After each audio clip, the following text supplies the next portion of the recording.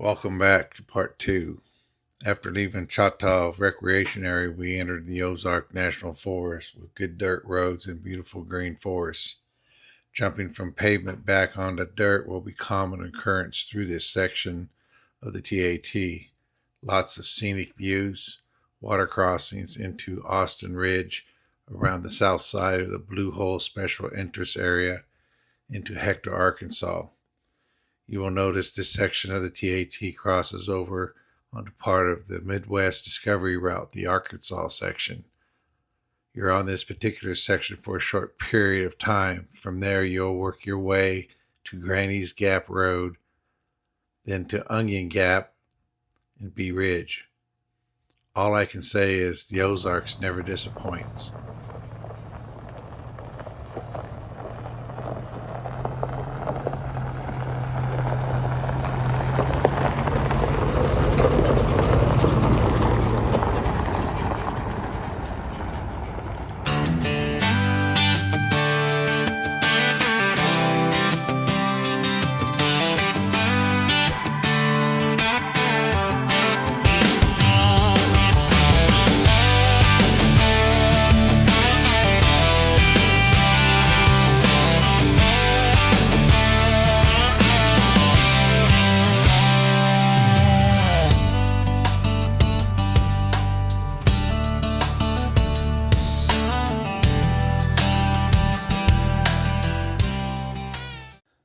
Soon we were in the community of Oark, Arkansas, with one country store, the Oark Cafe. This is a must-stop, an actual waypoint. The food there is fabulous. The hamburgers and the desserts are awesome. Sally came out with 2 slices of their peanut butter chocolate pie for dessert later at camp, t-shirts and stickers. Afterwards, we headed to Bird's Adventure Center in Ozark, Arkansas for a 2-day layover for a rest up from that 13.5-hour drive on the first half of this adventure. We were watching some Canadian geese with their young across from our campsite.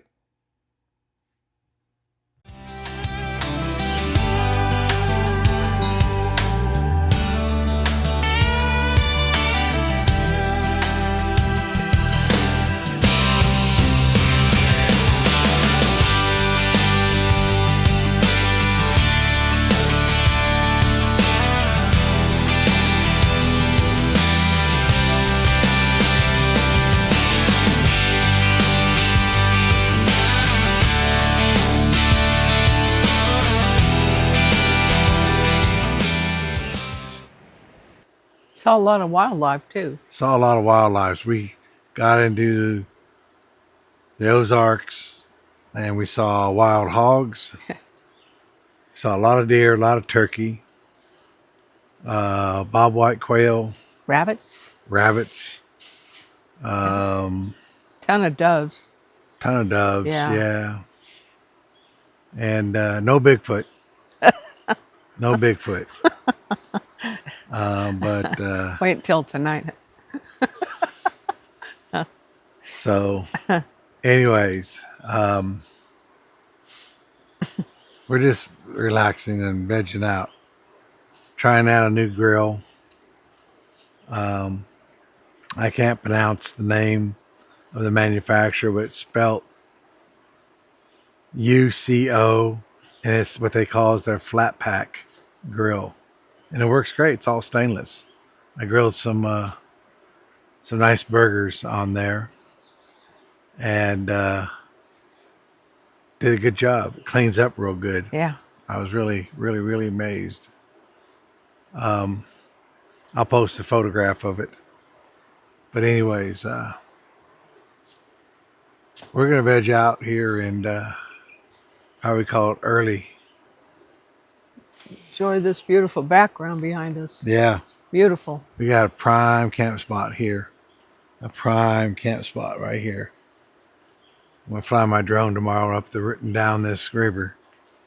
The Mulberry River. So anyways, we'll get y'all tomorrow. Have a good evening.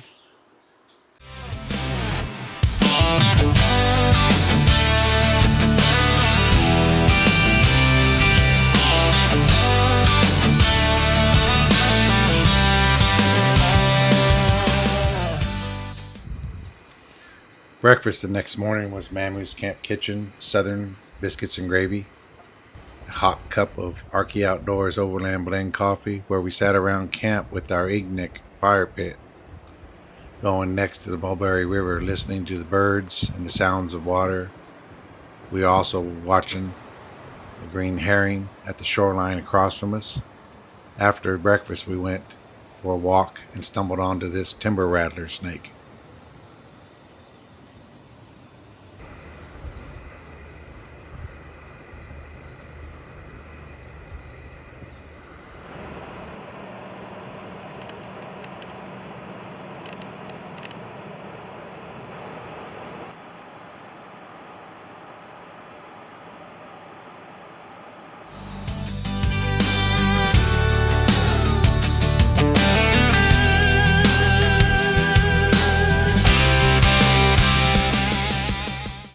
For lunch, we made deep fried blend of the Bayou wraps using Mamoo's Camp Kitchen's free-dried blend of the Bayou, rolled in egg roll wraps and deep fried.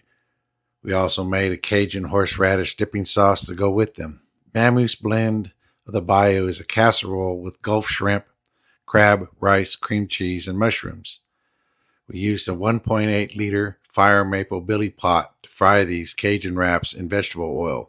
Note, 1 pouch of the Mamoo's blend of the Bayou will make 6 deep-fried wraps. Sally and I will have the recipe listed on our Facebook page for anyone who wants it. That evening, we decided to make 2 7-inch small combination pizzas in our Modern Innovations folding camp oven. Pizza is one of our favorites to have at camp. We noticed the Canadian geese with their young were out again. We sat around camp enjoying each other's company. I have to say our Devos Light Ranger 500 Mini sure puts out enough light around camp. In the photo, I have our Devos light set on amber mode with 2 lights going only. I have it mounted on a photographer's adjustable lighting tripod. Note, no drone footage was done today due to high winds.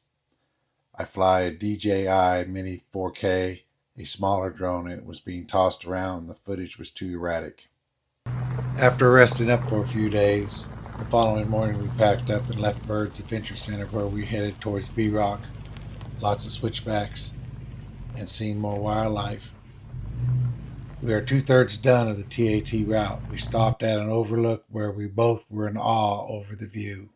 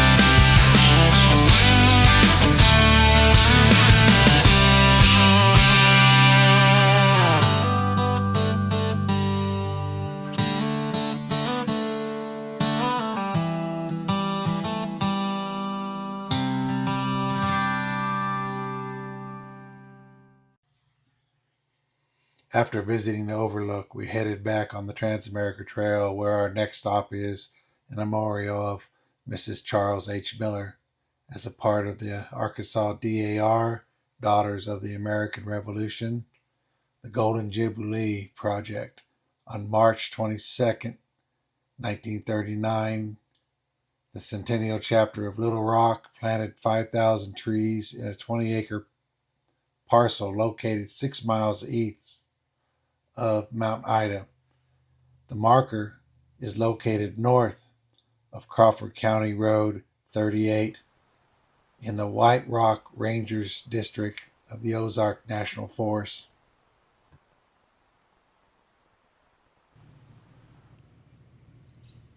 Look at this overview. Just downright beautiful. Got a lot of adventure riders.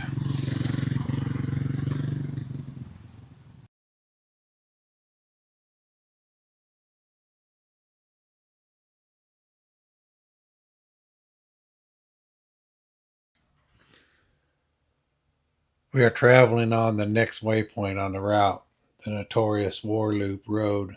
For years, this section was known for its somewhat difficult terrain, its narrow sections, overgrown vegetations, deep ruts, and downhill rock stair-stepped areas.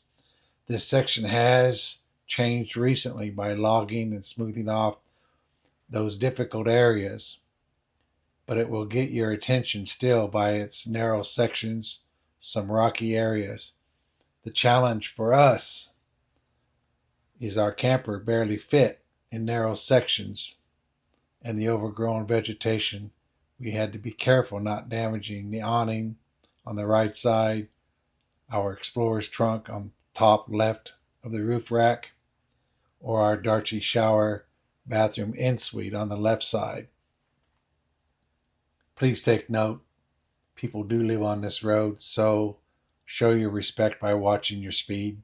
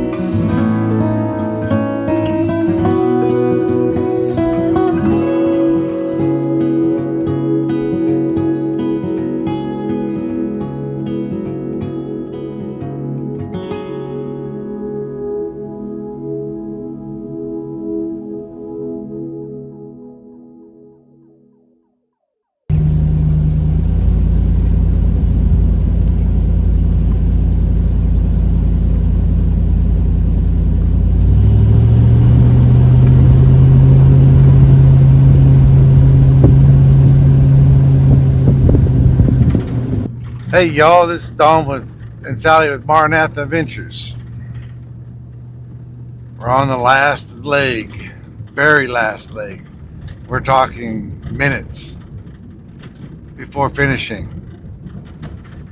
About 40 minutes before we hit the Oklahoma border, but I pulled over to get some water and let the dog do her thing, and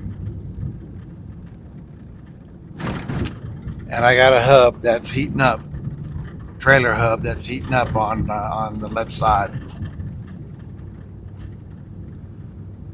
So there's some heat coming off that hub. So what we're gonna do is we're heading home. We got a 4-hour and 17-minute drive home, and we're 40 minutes from finishing. So it's been an exciting trip. It's been a neat trip. But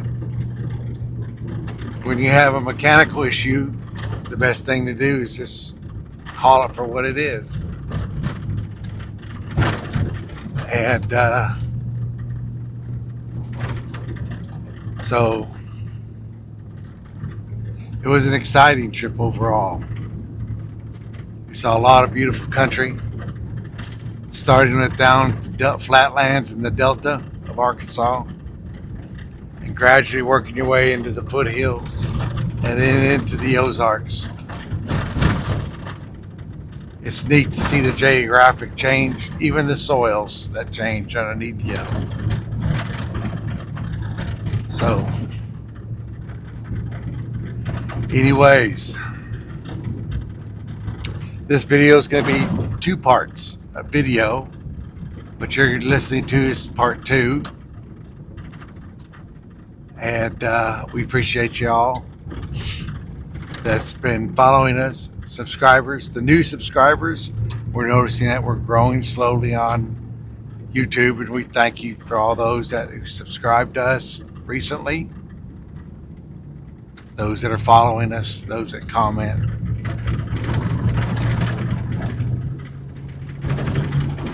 So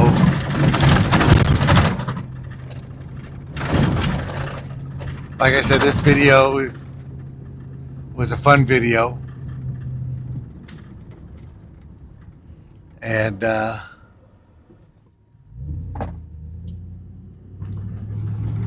was waving to a gentleman working on the side of the road.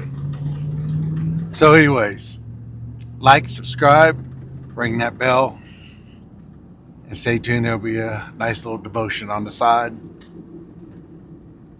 God bless, and we'll see you on the next video.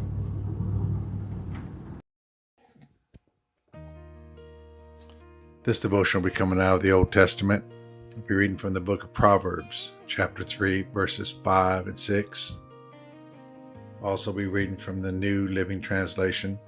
Trust in the Lord with all your heart. Do not depend on your own understanding. Verse 6, seek his will in all you do, and he will show you which path to take. When I think about this verse, I think about Sally and I's last adventure, the Arkansas section of the Trans-America Trail. We rely on our GPS units. Yes, I'm running 2 of them on the actual route. It's directing us to stay on course and showing us what turns to make on the route. We rely on these devices so that we don't overthink the route from our own interpretation and end up somewhere else where we shouldn't. What Proverbs chapter 3 verses 5 and 6 is mentioning is allowing God to be our guide. It starts off with commitment, a willingness to trust, to have confidence no matter what. If we allow God, and I'm talking about trusting Him, God will guide and direct us in and out of every situation and circumstances by directing us what path to take in life. It's listening to our hearts. By allowing ourselves to put God in charge of our lives, He will navigate us perfectly with confidence, even when we do not fully understand. That is trust, and trusting Him is far better than where we can lead ourselves. To acknowledge the Lord is to know Him, to have a personal relationship with Him. It is to trust what He says, to believe in the Word of God, to obey what He commands us to do, even when we truly do not understand or foresee the outcome. He wants us to develop a Christ-like dependence, mindset, a heart set on Him. When we follow what Proverbs chapter 3, verses 5 and 6, life becomes easier as God changes the heart. When we trust God in all things, leaning on His understanding instead of our own, then the results are peace and clarity. Trust starts with surrender, an intentional decision to step over the line of our own understanding by turning from doing things our way and trusting to transfer our dependency to God. I'll end this devotion with this. Like a healthy tree's roots automatically reach beyond itself for substance, we should be doing the same, reaching to the Lord. I hope somebody gets something out of this devotion. I really do. Give God the time He deserves. God bless.